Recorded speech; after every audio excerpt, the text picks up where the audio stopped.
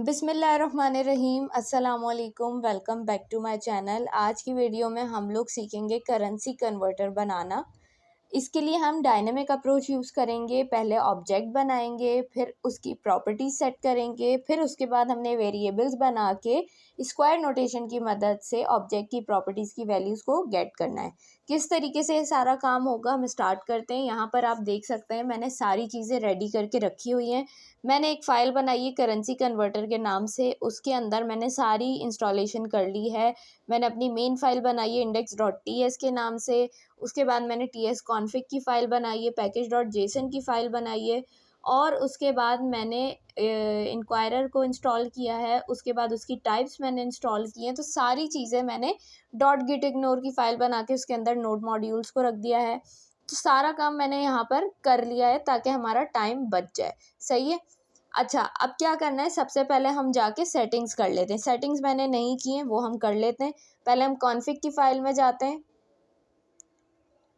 आज मैंने स्क्रीन अच्छी खासी जूम की हुई है ताकि आप लोगों को ईजी रहे। ठीक है, यहाँ से हमने क्या करना है, इसको चेंज कर देना है, ES 2022 कर देते हैं। सही है। टारगेट चेंज कर दिया हमने कॉन्फ़िग की फ़ाइल में। उसके बाद हम मॉड्यूल्स में जाते हैं।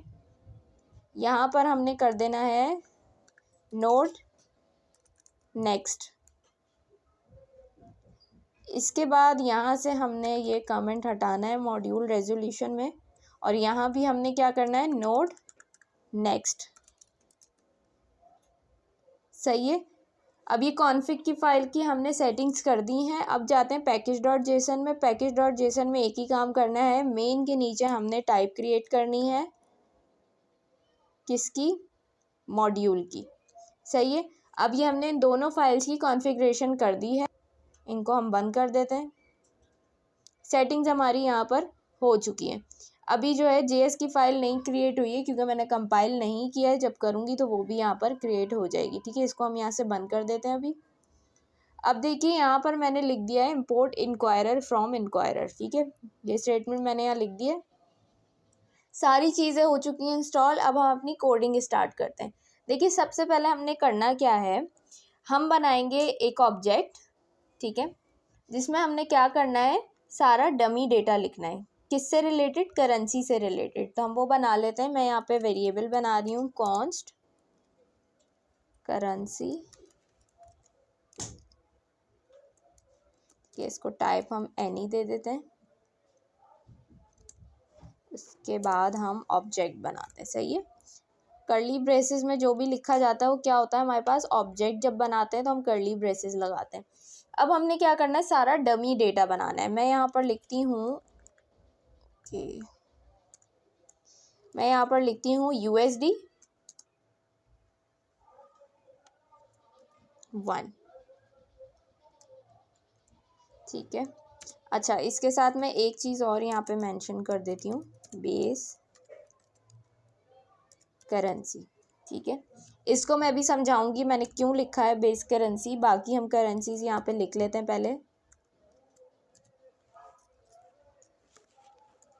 0.91 GBP।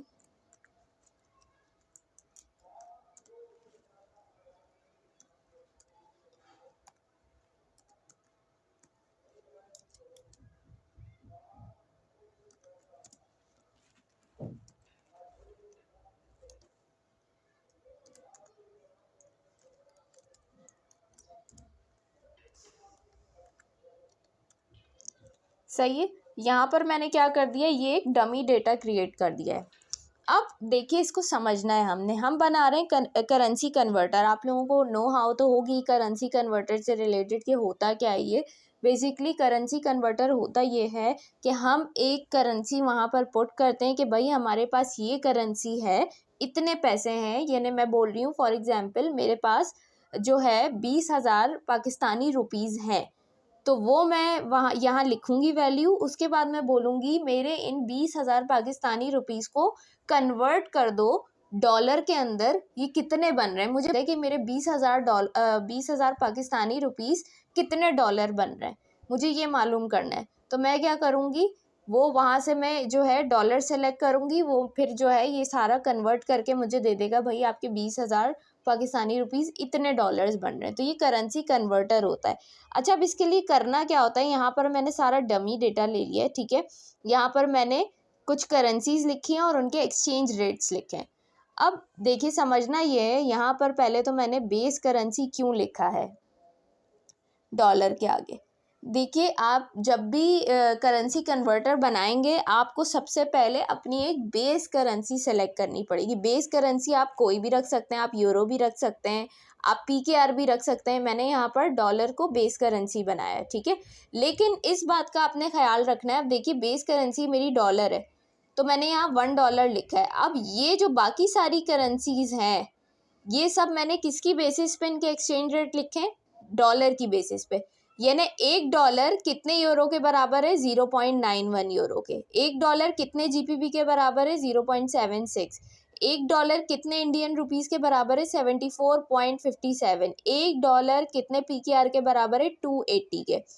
तो ये मैंने डॉलर की बेसिस पे सब करेंसीज के एक्सचेंज रेट लिखे हैं। अगर आप यहाँ पर बेस करेंसी पाकिस्तान को बनाते हैं तो फिर पाकिस्तान के हिसाब से आपको इन सब करेंसीज के एक्सचेंज रेट सेट करने पड़ेंगे, ठीक है। तो इस बात का आपने ख्याल रखना है। बेस करेंसी आपकी कोई भी हो सकती है लेकिन ये लाजमी है कि आपने अपनी एक बेस करेंसी सेट करनी है। जैसे मैंने यहाँ पर डॉलर कर दी, ठीक है। अब ये सारे मैंने यहाँ पर डमी डेटा ले लिया है। अब हमने क्या करना है, यहाँ तक तो हमारा ये काम हो गया है, सही है। अब हमें क्या करना है, यूज़र से इनपुट लेना है, ठीक है। यानी यूज़र आएगा, वो पहले तो बताएगा कि भाई उसको उसके पास कौन सी करेंसी है जिसको कन्वर्ट कराना चाहता है। पहले वो ये चीज़ बताएगा, फिर उसके बाद वो बताएगा कि भाई मेरे पास पाकिस्तानी रुपीज़ हैं, उसने बता दिए ये करेंसी है मेरे पास। अब वो ये भी तो बताएगा कि उसको इन पाकिस्तानी रुपीज़ को किस करेंसी में कन्वर्ट करना है, फिर वो बताएगा। फिर उसके बाद तीसरा स्टेप ये होगा, वो अमाउंट बताएगा कि कितनी अमाउंट कन्वर्ट कराना चाह रहे हैं। तो ये तीन जो है हमें क्या लेना है, इनपुट लेना है यूज़र से। तो इनपुट लेने के लिए हम क्या करते हैं, इंक्वायरर का यूज़ करते हैं, इंक्वायरर डॉट प्रॉम्प्ट का। तो यहाँ पर हम सबसे पहले एक वेरिएबल बनाते हैं ताकि यूज़र से जो भी इनपुट लिया जाए वो क्या हो जाए, हमारे पास स्टोर हो जाए। हमने कहा यूज़र आंसर, वेरिएबल बना रहे हैं हम। सिंपल यहाँ पे हम लिखेंगे अवेट इंक्वायरर डॉट प्रॉम्प्ट, ठीक है। अब हमने क्या करना है, यहाँ पर यूज़र से इनपुट लेना है। ये आ गया हमारा ऑब्जेक्ट, ठीक है। मैं इसको थोड़ा सा नीचे कर देती हूँ।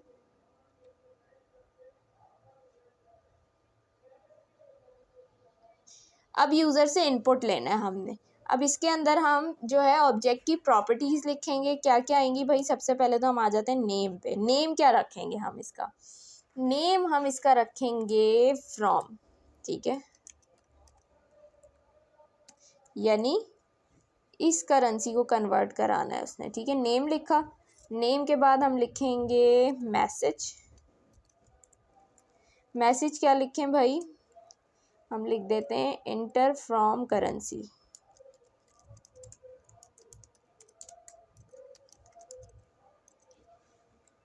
सही है, मैसेज लिख दिया। अब उसके बाद हम क्या करेंगे, यहाँ पर इसको टाइप भी दे देते हैं। टाइप क्या रखेंगे भाई, अब हमारे पास बहुत सारी करेंसीज आएंगी ना, यहाँ तो मैंने 4-5 लिखी हैं, यहाँ पर 20 भी हो सकती हैं, बहुत सारी करेंसीज हो सकती हैं। तो यहाँ पर हम क्या करेंगे, अब हमें चॉइसेस चाहिए। चॉइसेस के लिए हम क्या करेंगे, यूज़र के पास चॉइसेस हो ना, कि वो इसको अगर हम फॉर एग्जांपल हम चॉइसेस नहीं रखते, अब उसको पाकिस्तान से जो है यूरो में कन्वर्ट कराना है और चॉइस ही नहीं है तो वो कैसे करेगा, तो हमें चॉइसेस देनी पड़ेंगी। चॉइसेस के लिए हम क्या करते हैं, लिस्ट का यूज़ करते हैं, ठीक है। लिस्ट आ गई हमारे पास। लिस्ट के बाद हम क्या करेंगे, चॉइसेस लिख देंगे यहाँ पर, ठीक है। अब यहाँ पर हम चॉइसेस लिख देते हैं USD, यूरो, GBP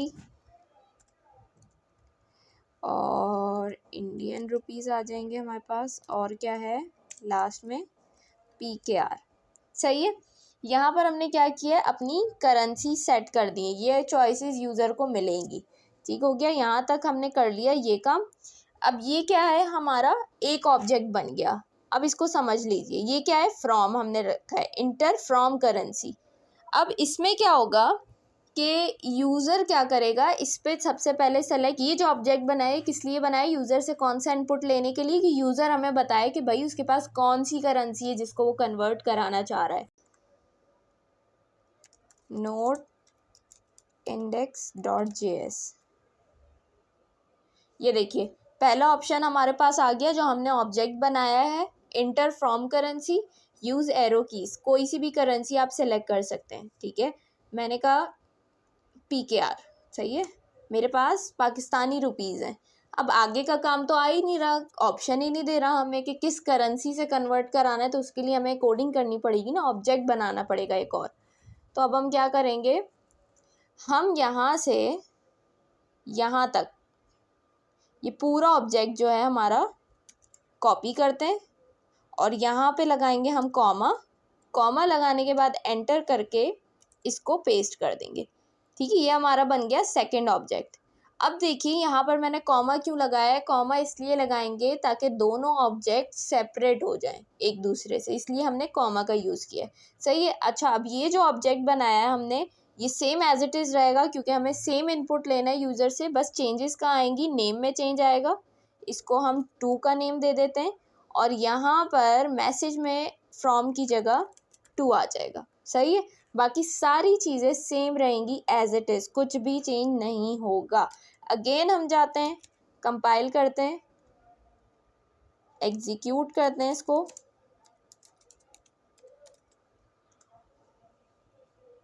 देखिए हमें कह रहा है इंटर फ्रॉम करेंसी, कि भाई आपके पास कौन सी करेंसी है सेलेक्ट करें। मैंने कहा PKR है, इंटर टू करेंसी, यानी किस करेंसी में आप पाकिस्तानी रुपीज़ को कन्वर्ट करना चाह रहे हैं, मैंने कहा USD।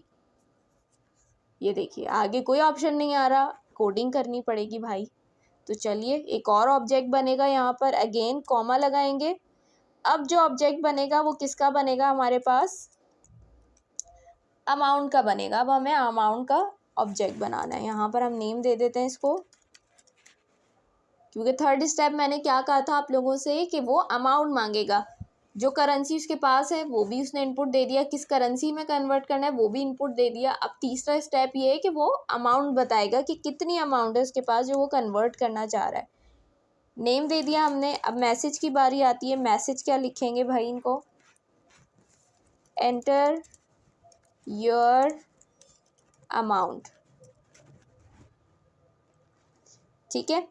अब टाइप क्या देंगे इसे, टाइप भाई ये है नंबर, सही है।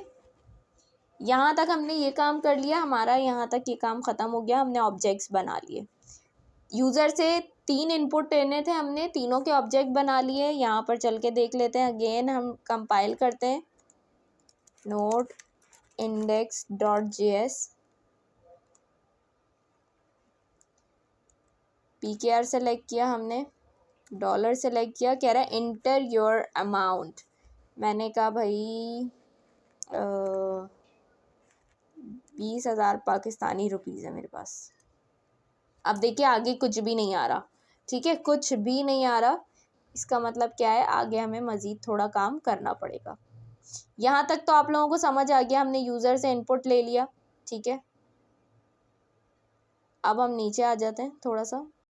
अब देखिए होता क्या है, हम जब भी ऑब्जेक्ट की प्रॉपर्टी को एक्सेस करते हैं तो उसके लिए हम क्या यूज़ करते हैं, डॉट नोटेशन, ठीक है। अब यहाँ पर हमारे पास क्या है, डायनेमिक अप्रोच है।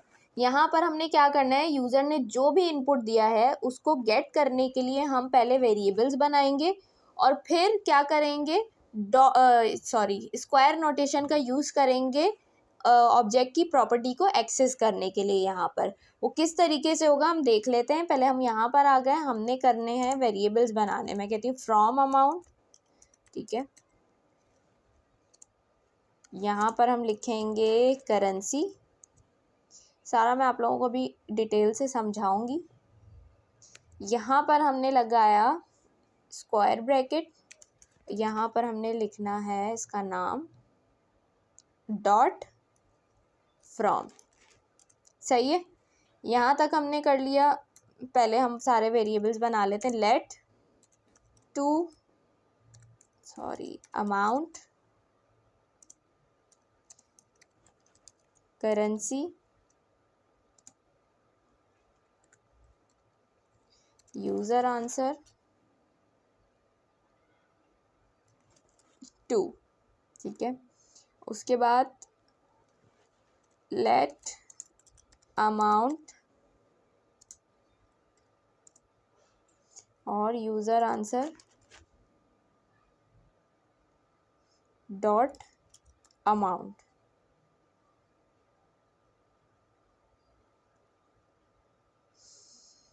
अब देखिए हमने यहाँ पर वेरिएबल्स बना लिए। ठीक है, जो भी यूज़र इनपुट देगा हमने क्या करना है, उसको गेट करना है। उसके लिए हमने यहाँ पे वेरिएबल्स बनाए। अब देखिए जो वो फ्रॉम में देगा डेटा, जो भी देगा वो क्या होगा, इसमें स्टोर हो जाएगा। जो वो टू में देगा डेटा, यानी इस करेंसी में कन्वर्ट करना है, वो इस वेरिएबल में स्टोर होगा। जो वो वैल्यू देगा, अमाउंट देगा, वो इसमें स्टोर हो जाएगी। ठीक है, अब यहाँ तक तो आपको समझ आ रहा होगा, ये हम काम करते हुए आए हैं डॉट नोटेशन का। यूज़र आंसर डॉट अमाउंट मतलब कि ये जो हमने वेरिएबल बनाया था पूरा, जिसके अंदर ऑब्जेक्ट्स हैं, इस वेरिएबल के अंदर से ये वाला जो है अमाउंट वाला पार्ट, इसका आंसर इस वेरिएबल में स्टोर हो जाए। सही है, अब इनको समझना है आपने। इसमें से एक को भी समझ लिया आपने अच्छे से, तो दूसरा आपको खुद ही समझ आ जाएगा। इसको समझ लेते हैं। फ्रॉम अमाउंट को हमने वेरिएबल बनाया, किसके लिए बनाया हमने, कि जो यूज़र अपनी करेंसी बताएगा कि भाई मेरे पास ये करेंसी अवेलेबल है। ठीक है, तो उसके लिए हमने ये वेरिएबल बनाया है। अब यहाँ पर जो हमने करेंसी लिखा है वो क्यों लिखा है, वो इसलिए लिखा है कि हमें जो भी यूज़र इनपुट देगा तो उसके साथ हमें एक्सचेंज रेट पता चल जाए। ठीक है, फॉर एग्जांपल उसने क्या किया, उसने पाकिस्तानी रुपीस बोला कि उसके पास करेंसी है, तो यहाँ करेंसी वाले वेरिएबल में से हम क्या करेंगे, उसका एक्सचेंज रेट पिक कर लेंगे। सही है, ये होगा। इसलिए हमने यहाँ पर क्या लिखा है, करेंसी लिखा है, ताकि जो भी वो करेंसी सेलेक्ट करे उसका एक्सचेंज रेट भी यहाँ पे साथ ही पता चल जाए।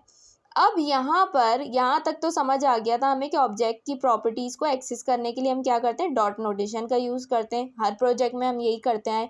यहाँ पर ये स्क्वायर क्यों लग गए, स्क्वायर ब्रैकेट्स क्यों लगे, हमें पता है हम एरे कब यूज़ करते हैं, स्क्वायर ब्रैकेट कब यूज़ करते हैं, जब हमारे पास मल्टीपल डेटा होता है। ठीक है, मल्टीपल एलिमेंट्स होते हैं, चॉइसेस होती हैं हमारे पास। तो अब यहाँ पर जो है हमारे पास क्या है, चॉइसेस हैं बहुत सारी, इसमें से कुछ सेलेक्ट करेगा यूज़र। तो इसलिए हमने यहाँ पर क्या किया है, ये स्क्वायर ब्रैकेट्स का यूज़ किया है। सही है, तो हम ये हमारी डायनेमिक अप्रोच है कि यूज़र कुछ भी सेलेक्ट कर सकता है। अब यहाँ पर क्या है, यूज़र के पास चॉइसेस नहीं है।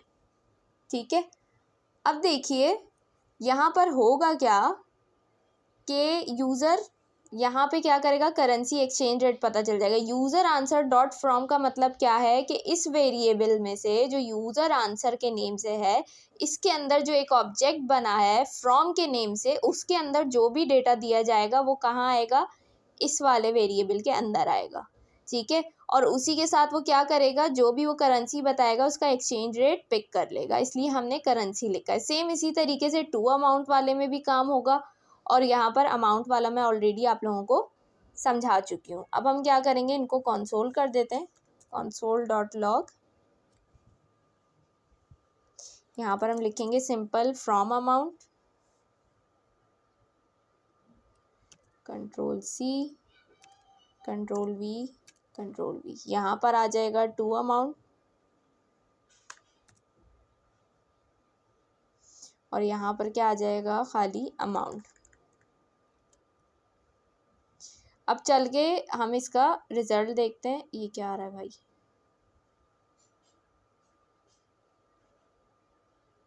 अच्छा सही है, अब हम चल के इसका रिजल्ट देखते हैं। कंपाइल करते हैं, नोट index.js।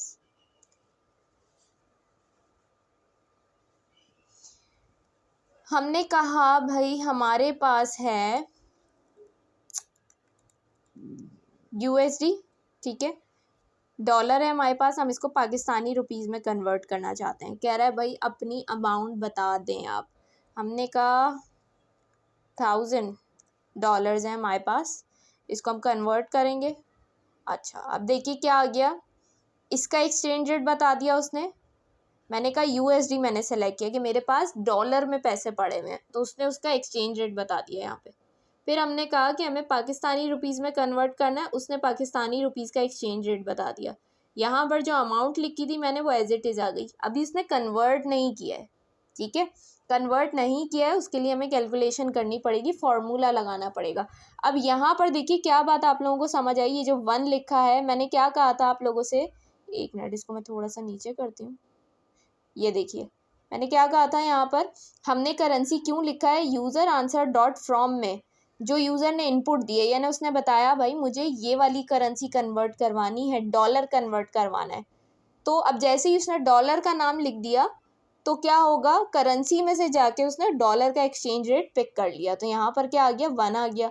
इसी तरीके से उसने किस करेंसी में कन्वर्ट कराना है, मैंने कहा पाकिस्तानी रुपीज़ में कन्वर्ट कराना है, तो उसने जाके करेंसी में से पाकिस्तानी रुपीज़ का एक्सचेंज रेट पिक कर लिया। तो यहाँ ये काम है। और यूज़र आंसर डॉट अमाउंट का क्या है, सिंपल जो अमाउंट वो देगा वो एज इट इज़ यहाँ पर आ गई। अब ये सारा काम हमने किया क्यों है, आई होप यहाँ तक आप लोगों के कॉन्सेप्ट्स बिल्कुल क्लियर होंगे। अब हमें कन्वर्ट करना है इनको, उसके लिए हम क्या करेंगे, हमें कैलकुलेशन करनी पड़ेगी। सबसे पहले आप क्या करेंगे, सबसे पहले आपको करना ये है कि जो भी यानी जैसे मैंने अभी कहा कि कन्वर्ट कराना है, तो आपको पहले जैसे मैंने कहा कि मुझे पाकिस्तानी रुपीज़ को या यूरो को मैंने पाकिस्तानी रुपीज़ में कन्वर्ट कराना है, ठीक है, ऐसे समझ लेते हैं। यूरो है मेरे पास, मुझे उसको पाकिस्तानी रुपीज़ में कन्वर्ट कराना है, लेकिन उससे पहले क्या होगा, यूरो को बेस करेंसी में कन्वर्ट कराना पड़ेगा। बेस करेंसी के बाद वो पाकिस्तानी रुपीज़ में कन्वर्ट होगा, तभी हमने ये बेस करेंसी यहाँ पर सेट की थी। मैंने आपसे कहा था आप कोई भी बेस करेंसी रख सकते हैं, क्योंकि जब भी 2 करेंसी सेलेक्ट की जाएंगी उनमें से जो आपकी अपनी करेंसी मौजूद है आपके पास, वो पहले होगी बेस करेंसी से कन्वर्ट, उसके बाद वो जाके आप जिससे कन्वर्ट कराना चाह रहे हैं उससे कन्वर्ट होगी। तो यहाँ पर पहले हम इसको बेस करेंसी से कैसे कन्वर्ट करते हैं वो देख लेते हैं। हमने एक वेरिएबल बनाना है बेस, ओके, बेस अमाउंट के नेम से, ठीक है। यहाँ पर हम क्या करेंगे, फॉर्मूला यूज़ करेंगे, amount divided by from amount. अब देखिए इसको समझिए, यहाँ पर मैं क्या कर रही हूँ, इसको बेस अमाउंट से कन्वर्ट कर रही हूँ, यानी मैं क्या कर रही हूँ, बेस करेंसी से इसको कन्वर्ट कर रही हूँ। कैसे, उसने अमाउंट बता दी, ठीक है, उसने कहा भाई मेरे पास कितने 100 यूरो हैं, 100 यूरो है मेरे पास, उसने कहा इनको आप पाकिस्तानी रुपीज़ में कन्वर्ट कर दो, सही है। अब उसने जो 100 यूरो सेलेक्ट किए, तो यहाँ क्या होगा, उसका एक्सचेंज रेट आ जाएगा कि उसका एक्सचेंज रेट क्या है। अब देखिए जैसे यहाँ पर मैं आप लोगों को ऐसे समझा देती हूँ, ठीक है। अब यहाँ पर कह रही हूँ मैं कि मेरे पास है पाकिस्तानी रुपीज़ से समझते हैं, मैंने कहा मेरे पास पाकिस्तानी रुपीज़ हैं जिनको मैं कन्वर्ट कराना चाह रही हूँ किस में, डॉलर में। अब मैंने कहा मेरे पास 5000 पाकिस्तानी रुपीज़ हैं, सही है। 5000 अमाउंट क्या है, 5000, मैंने कहा 5000 पाकिस्तानी रुपीज़ हैं मेरे पास। अब ये फ्रॉम अमाउंट क्या है, पाकिस्तानी रुपीज़ है ना। अब मैं किस में कन्वर्ट कराना चाह रही हूँ, डॉलर में कन्वर्ट कराना चाह रही हूँ। तो डॉलर की बेसिस पे पाकिस्तानी रुपीज़ का एक्सचेंज रेट क्या है, 280 है। तो यहाँ पर क्या होगा, ये एक्सचेंज रेट आ जाएगा पाकिस्तानी रुपीज़ का 280, इससे डिवाइड होके क्या होगा, बेस करेंसी में कन्वर्ट हो जाएगा, ठीक है, बेस अमाउंट बन जाएगी हमारी। ये तो मैं आपको एग्जाम्पल के लिए यहाँ पे मैंने लिख के बताया है, ये करना नहीं है। ये क्या हो जाएगा, हमारा एक्सचेंज रेट होगा ये, ठीक है। ये क्या है, हमारा एक्सचेंज रेट होगा, सॉरी यहाँ पे इक्वल टू का साइन लगा दिया मैंने। ये हमारे पास क्या है, एक्सचेंज रेट है हमारा, सही है।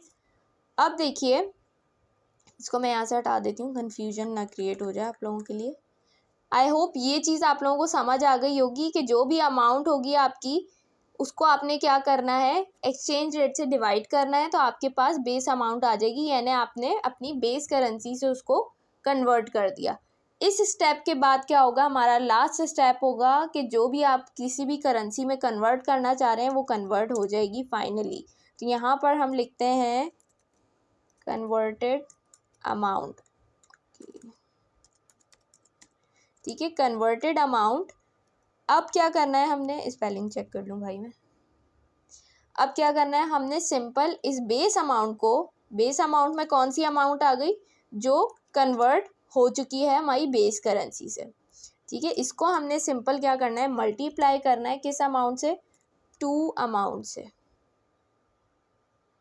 अब यहाँ पर जो वैल्यू आई होगी हमारी बेस करेंसी बन गई होगी, बेस करेंसी से कन्वर्ट होके जो वैल्यू आई होगी उसको हम क्या कर देंगे, 2 अमाउंट से मल्टीप्लाई कर देंगे। यानी कौन से एक्सचेंज रेट से, मैंने कहा पाकिस्तान से डॉलर में कन्वर्ट करना है, तो अब वो किससे कन्वर्ट हो जाएगा, डॉलर से कन्वर्ट हो जाएगा। 2 अमाउंट हमने ले लिया, जो भी करेंसी उसने सेलेक्ट की है उससे वो मल्टीप्लाई हो जाएगा। तो अब यहाँ पर हम क्या करेंगे, सिंपल ये सब हटा देते हैं और यहाँ पर हम लिख देते हैं कन्वर्टेड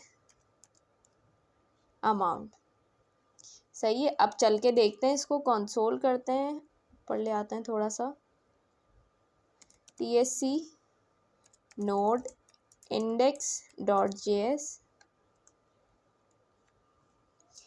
अब देखिए यहाँ पर हमें कह रहा है कि भाई आप सेलेक्ट कर लो आपको करना क्या है, ठीक है। मैंने कहा USD, ठीक है, मेरे पास डॉलर है, मुझे पाकिस्तानी रुपीज़ में कन्वर्ट कराने। मैंने कहा मेरे पास $1000 हैं, ये देखिए कन्वर्ट हो गया। कितने बन गए, मैंने कहा मेरे पास 1000, पहले मैंने कहा फ्रॉम करेंसी सेलेक्ट की, यानी मेरे पास डॉलर पड़े हैं। उसने कहा अच्छा भाई आपको किस करेंसी में कन्वर्ट कराने, मैंने कहा मुझे PKR में कन्वर्ट कराना है। उसने कहा कितनी अमाउंट कन्वर्ट करानी है, मैंने कहा $1000 कन्वर्ट कराने। अब ये क्या रिजल्ट आ गया, उसने कन्वर्ट करके दे दिए हमें पैसे। यानी अगर आप $1000 को पाकिस्तानी रुपीज़ में कन्वर्ट करें तो कितने बन रहे हैं, 2,80,000 रुपये, ठीक है। तो अब आई होप यहाँ तक आप लोगों को बिल्कुल समझ में आ गया होगा। ये हमारा करेंसी कन्वर्टर कंप्लीट हो चुका है, पूरा ये रेडी हो चुका है। अब आ जाते हैं होमवर्क पे। असाइनमेंट क्या था हमारा, छोटा सा असाइनमेंट था। एक तो सर ने ये कहा था आप चाहें तो इसको और डायनेमिक बना सकते हैं, आप इसके अंदर और करेंसीज ऐड कर सकते हैं। बस आपने करना क्या है, जो भी आपने बेस करेंसी सेलेक्ट की है उसकी बेसिस पे आपने बाकी करेंसीज के एक्सचेंज रेट ढूंढ के निकालने हैं और वो आपने यहाँ पर लिखना है। अब आपकी मर्ज़ी आप कौन सी करेंसीज ऐड करना चाहते हैं, ठीक है। तो यहाँ पर आपने क्या करना है, अगर PKR के बाद आपने एक करेंसी ऐड करनी है तो कॉमा लगाना है आपने, फिर एंटर करना है, उस करेंसी का नाम लिखना है और उसका एक्सचेंज रेट लिखना है, ठीक है। अब यहाँ पर मैं कोई नहीं ऐड कर रही हूँ, मैं इसको ऐसे ही रहने देती हूँ।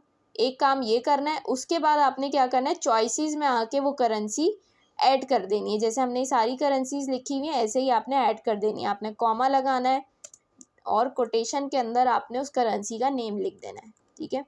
इधर भी और इधर भी दोनों में आपने वो करेंसी ऐड कर देनी है, बस ये काम करना है आपने, ठीक है। उसके अलावा अगर आप चाहें करना तो लाजमी नहीं है ये, अगर आप करना चाहें तो आप कर सकते हैं, वरना अगर आप सिर्फ इतना ही बना रहे हैं तो भी काफ़ी है, ठीक है, लाजमी नहीं है। होमवर्क पे आ जाते हैं। हमारा होमवर्क क्या था, हमारा होमवर्क ये था भाई, पहले मैं करके दिखा देती हूँ। पॉइंट्स वाली वैल्यूज़ का मसला था हमारे पास, कि सर ने कहा था हमारे पास पॉइंट्स में वैल्यूज़ आ जाएं तो उनको कैसे रोकें। हम चाहें कि भाई हमारे पास पॉइंट्स में वैल्यूज़ ना आए, तो उसके लिए हम क्या यूज़ करेंगे देख लेते हैं। मैंने कहा भाई मेरे पास यूरो है, मुझे उसको कन्वर्ट कराने पाकिस्तानी रुपीज़ में। कितने यूरो हैं, मैंने कहा 100 यूरो है, ठीक है। अब देखिए क्या वैल्यू आ रही है मेरे पास, ये बन तो कुछ ऐसे रही है 30,700 समथिंग, ठीक है, लेकिन पॉइंट के बाद कितनी सारी वैल्यूज़ आ रही हैं। अब मैं चाह रही हूँ भाई पॉइंट के बाद वैल्यू ना आए हमारे पास, सिर्फ इतनी वैल्यू आए। पॉइंट के बाद क्या हो, जो भी राउंड ऑफ होके जितनी भी वैल्यू बन रही है नियरेस्ट वो वैल्यू आ जाए। ये पॉइंट के बाद वाली वैल्यूज़ नहीं चाहिए मुझे। तो इसके लिए हम क्या करेंगे, सिंपल इसको अब मैं ऐसे ही रहने देती हूँ ताकि आपको कंपैरिजन करके दिखा सकें। हम एक मेथड यूज़ करेंगे। कौन सा मेथड, मैं लेती हूँ math.round, ठीक है। अच्छा थोड़ा सा नीचे आते हैं, अब देखिए यहाँ पर लिखा हुआ भी है मैथ डॉट राउंड क्या करता है, returns a supplied numeric expression rounded to the nearest integer. ठीक है, इसका काम क्या है, the value to be rounded to the nearest integer. इससे क्या होगा कि आपकी जो नियरेस्ट वैल्यू होगी वो दे देगा आपको ये राउंड ऑफ करके, ये पॉइंट के बाद की वैल्यूज़ नहीं आएंगी आपके पास। तो हमने क्या यूज़ किया है, मैथ डॉट राउंड का यूज़ किया है। यहाँ पर हम ब्रैकेट यूज़ करेंगे, इसको क्लोज किया, बस ये इतना काम है, कर लिया। अब हम जाते हैं, यहाँ पर आप देख सकते हैं मैं सेम करेंसी सेलेक्ट करूँगी, सेम अमाउंट सेलेक्ट करूँगी। यहाँ पर आप देख लें पॉइंट्स के बाद वैल्यूज़ आ रही हैं और आप देखिएगा TSC note okay index dot JS। मैं क्या सेलेक्ट करूँगी, यूरो सेलेक्ट किया मैंने कहा भाई मुझे PKR में कन्वर्ट करना है। उसने कहा कितनी अमाउंट, मैंने कहा 100। ये देखिए क्या रिजल्ट आ रहा है अब हमारे पास, पॉइंट में वैल्यूज़ नहीं आ रही है हमारे पास। यही चाह रहे थे हम, यही हमारा होमवर्क था, असाइनमेंट था कि सर ने कहा था पॉइंट के बाद वैल्यूज़ नहीं आनी चाहिए, राउंड ऑफ करके आपका रिजल्ट आना चाहिए करेंसी का। तो ये काम भी हमने कर लिया है, बस इतना ही काम था और कोई असाइनमेंट नहीं था, यही एक असाइनमेंट था बहुत छोटा सा। और ये जो हमारा प्रोजेक्ट था करेंसी कन्वर्टर, ये भी बहुत इजी था, इसमें कुछ भी ऐसा मुश्किल नहीं था, बस थोड़ा सा इसको समझना था। तो आई होप ये आप लोगों को समझ में आया होगा, सारी चीज़ें समझ में आई होंगी, वीडियो अच्छी भी लगी होगी। अगर कोई भी चीज़ आप लोगों को नहीं समझ में आती है तो मैं फिर कहूँगी आप लोग मुझसे कमेंट करके पूछ सकते हैं। मैं जब भी फ्री होती हूँ मेरी कोशिश होती है मैं कमेंट पे रिप्लाई कर सकूँ आप लोगों को। और बस यहीं एंड करते हैं आज की वीडियो को। अगर आपको मेरी ये वीडियो अच्छी लगी है तो लाइक कमेंट शेयर करना बिल्कुल भी मत भूलिएगा। इंशाल्लाह आप लोगों से मुलाकात होगी नेक्स्ट वीडियो में। अपना बहुत सारा ख्याल रखिएगा, मुझे अपनी दुआओं में याद रखिएगा। अल्लाह हाफ़िज़।